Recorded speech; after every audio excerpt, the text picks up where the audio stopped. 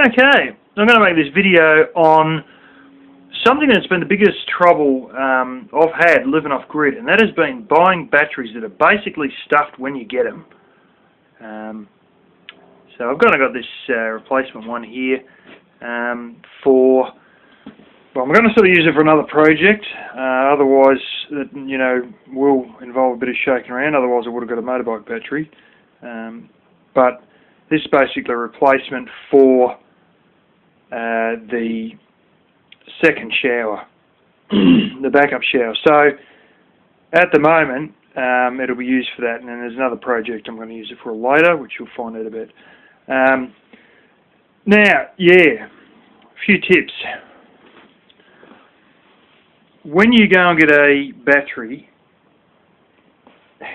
you got to realise, apparently sealed, you got to charge them every 6 months at least, minimum.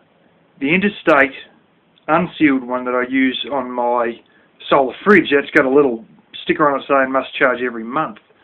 But the trouble is they take 6 weeks to get from China, even here in Australia. It may even be longer to get to America. And then they may sit in a warehouse for a few more months, and then they may sit on the shelf for a few more, and before you know it, you go and buy something that's like 8.5 months old when you get it, and it's like, it's basically been laying around for ages, uncharged, slowly deteriorating inside, but none of these warehouses really give a damn about, bringing them all in and putting the whole lot on the charge. This sort of crap doesn't happen. They treat these things like can openers. Or like sockets, like there's some mundane, pointless thing, but there's a reaction going on inside there, and it's like a fire, and if it's not maintained, it goes out, and then that's pretty much game over. Yes, there's different fancy methods you can do to bring it back, sulfur blasting, stratification, equalization.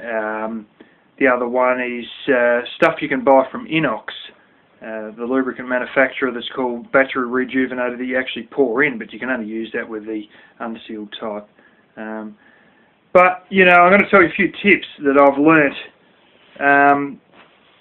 in how to know that you're getting a decent battery when you go in there. Now, one thing I do recommend is if a new franchise opens, buy hell, go straight to the new franchise and buy the battery there, because they'll be fresh stock.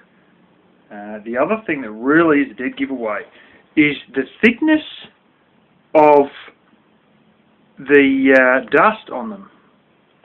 But sometimes the mongrels, they'll go and sell one, and then it gets returned and they put it back on the shelf, and this was one of my big problems, because the mongrel I dealt with was doing that. And how you can tell that they've been returned, sometimes the bastards go and wipe the dust off. But what they'll do is, if you've got one like this, where you've got like little nichey corners, and the other one that I've got today is to replace the hot water system battery, which died recently, and that's got even bigger rised up bits, between the rest of the battery and where it's got the actual terminals.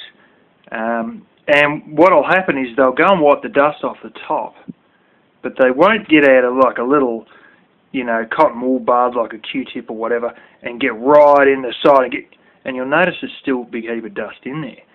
But you can tell, that's one of the ways to tell they've been sitting on the shelf for a fair while. The other way is to see if they've been used. You'll notice if you undo, one of these terminals or whatever, or you look and there might be like a scratch right around the side. And even if you've got like the car style ones that stand up, the big lead lump ones, you'll have like this scratch where somebody's put the terminal on. Often what they do is just sit it on, and they've got to wiggle it back and forwards to get it on. In the process, they'll get like a dirty big scratch around here, where they have the terminal with a bolt through it that'll connect to the big lead that goes to start a motor or whatever they're doing, sort of thing. And yeah, so basically, that's one of the dead giveaways. The other one, of course, is these spring washers. And I've noticed this from work, because I've got to deal with a lot of spring washers at work. What they've got is the way they set up like that. I don't know. You can sort of see it there. One side's down, the other side's up. Now, if you don't watch it, they got very sharp edges. And what they'll do is they'll dig out a piece of lead. And I've seen them at work when you get real savage trying to tighten things up with a rattle gun, whatever you want to call it, the air-powered ones. That this will spin around, and as you're tightening up, the spring washer will actually spin on the normal washer, and it'll actually cut into the normal washer. But so you've got a bit of an advantage here with some of these because the terminals on these are lead. So you're going to see it very easily if you don't get a normal washer, because some of them, they just give you the spring washer and it'll be like a bolt coming out, and then there'll be like a spring washer and a nut, and that'll be it. And if it's lead, it'll dig in real easy, and you can tell by looking at that if somebody else has used the thing beforehand. The other thing is, if the bloke is like a single man store and he gets distracted by another customer, or maybe he's got to literally walk away for like 2 minutes, you might even want to pop the battery caps off.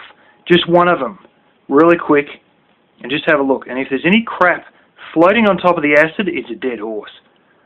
And one of the things you want to do, he'll be just trying to get you, buy this, quick, get out the door. Won't give you a chance of getting a good look at seeing how thick the dust is and whatnot.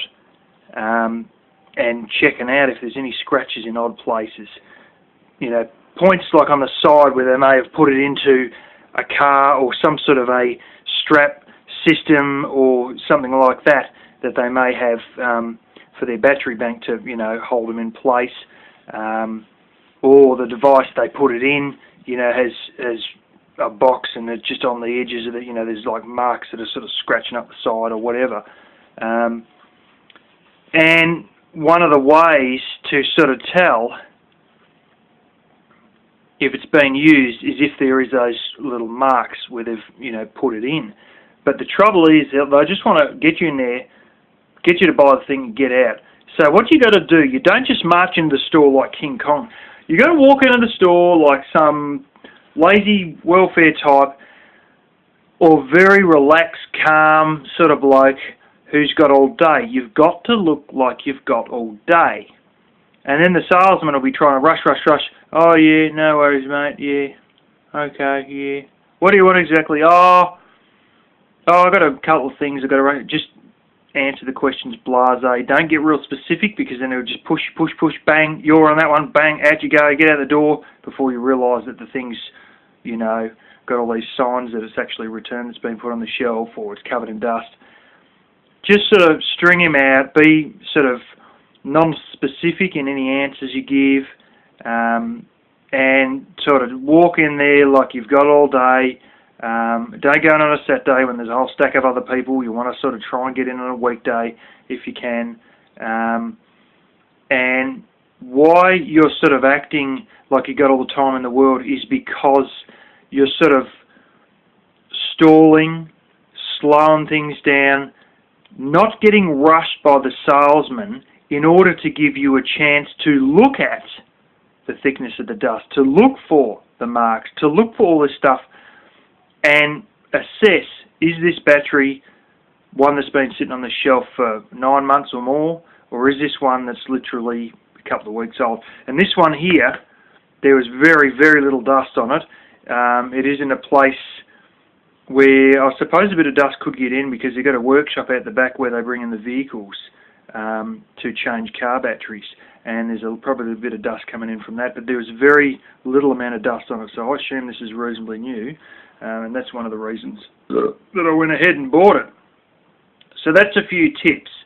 So just remember, marks on terminals, anything to do with washers, scratching marks around the terminals, buff marks on the side where it's been sitting in some sort of a machine that has put scratches in either when they've put the battery in or when it's been moving around, and thickness of dust, but don't just go on the thickness of dust on the top, also look in the corners and the crevices, and if there's anything else you see, sulfurization, fluid, anything dripping or anything like that, avoid it like the plague.